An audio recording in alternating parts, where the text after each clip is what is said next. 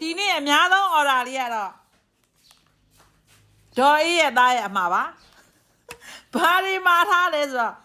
မိမိရဲ့စိတ်သားကြောတဲ့အမဲသလုံးကြောတဲ့ကြက်ဥချောင်းကြောတဲ့ချစ်မောင်ကြောတဲ့ငဖဲကြောတဲ့ကြက်ပေါင်ကြောတဲ့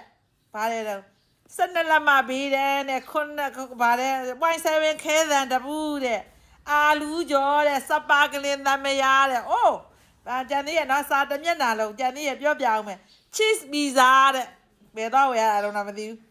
ကောင်းပေါ်မှာရှိတယ်တဲ့နားပိတ်တဲ့ဟာတဲ့နောက်ပြီးကြတာပါလေတာလီတဲ့နော်ကြံသေးရဲ့ပြောမှာညမအိမ်စလန်းပါလေခမစီစာအုပ်တဲ့အိုးဟုတ်ပြီထားခဲ့သူလာမှလည်းပြောအမှားအများဆုံးကတော့ဒီနေ့ကသားအမှားအများဆုံးပါအများကြီးပါကျေးဇူးပါ